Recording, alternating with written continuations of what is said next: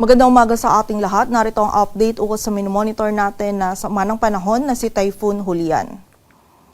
Kaninang alas 2 ng madaling araw, si Bagyong Julian ay bahagyang humina at downgraded na into a typhoon category at nananatili pa rin pong mabagal yung pagkilos nito dito sa karagatan southwest ng Taiwan. At huli nga po itong namataan sa laing 280 kilometers west-northwest ng Itbayat, Batanes. Taglay nito yung lakas ng hangin na 165 kilometers per hour malapit sa sentro at bugso ng hangin na umaabot sa 205 kilometers per hour. Ito ay kumikilos pahilagang kanluran ng mabagal at sa kasalukuyan po ay hagip pa rin ng mga malalakas na hangin and also ng mga malalakas na pagulan ang area ng extreme northern Luzon. So patuloy pa rin pong pag-iingat para sa ating mga kababayan dyan at makipag-ugnayan pa rin po tayo sa ating mga LGU at local DRRM offices para po sa mga aksyon na kailangan nating gawin para sa ating kaligtasan.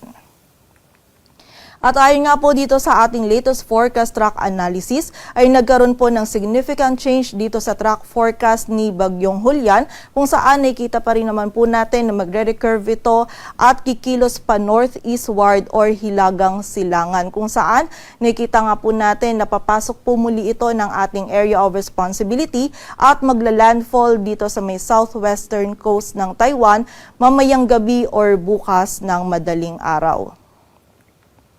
At after landfall nga po nito ni Bagyong Julian, ay nakikita po natin na magiging pabago-bago yung pagkilos nito kapag nga po tinahak na nito yung landmass at coastal waters ng Taiwan bago po ito tuluyang kumilos pa southwestward patungo dito sa Taiwan Strait at dito sa karagatan timog ng mainland China. At nakikita po natin na lalabas ito ng ating area of responsibility by Friday evening or Saturday morning. At dahil nga po sa kasalukuyan ay wala po tayong dominant weather system na nakakaapekto or nag-i-influence dito sa general motion or pagkilos ni Bagyong Julian, ay hindi pa rin po natin inaalis yung possibility na sa mga susunod po na ipapalabas natin na bulletin ay magkakaroon po ulit ng shift or pagbabago sa track forecast ni Bagyong Julian. So continuous monitoring pa rin po tayo at patuloy na magantabay sa updates na ipapalabas ng Pag-asa. And also, nakita din po natin ngayon maging sa mga susunod na araw is patuloy na po yung paghina ni Bagyong Julian dahil po yan sa nakikita natin na papalapit or yung incoming natin na northeasterly wind flow or yung malamig po na hangin dito sa may East China Sea maging sa area din po ng Taiwan Strait. And also dahil nga po naging matagal na yung paglagi ni Bagyong Julian dito sa karagatan, sa southwest ng Taiwan or naging mabagal na po yung pagkilos nito dito po sa karagatan na ito, ay nakikita po natin na nagkakaroon na po tayo ng upwelling or yung hangin po is naitutulak na palayo yung surface water natin na mainit at napapalitan na po ito ng cooler water from beneath the surface ocean. So dahil po dito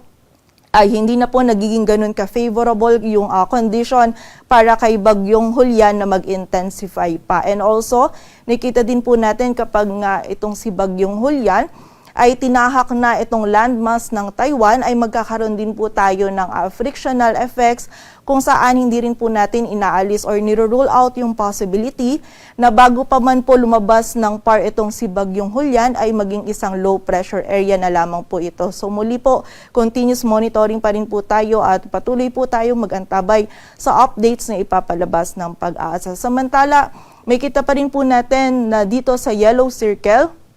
ay hagip pa rin po ng mga malalakas na hangin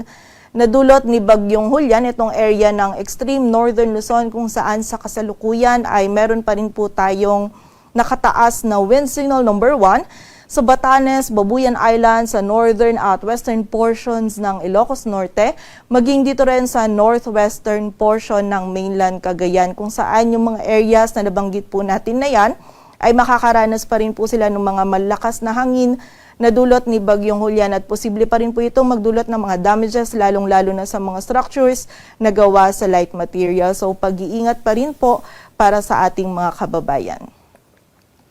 Samantala ngayong araw naman po para sa mga malalakas na pag-ulan is medyo nabawasan na po yung mga areas na makakaranas ng mga halos tuloy-tuloy na mga malalakas na pag-ulan. But meron pa rin po tayong mga moderate to heavy rains dito sa area ng Batanes at Babuyan Islands at makakaranas pa rin po ng mga light to moderate to at times heavy rains naman yung nalalabing bahagi pa ng Northern Luzon. So muli po pag-iingat pa rin po para sa ating mga kababayan sa banta ng mga pagbaha at pagguho ng lupa.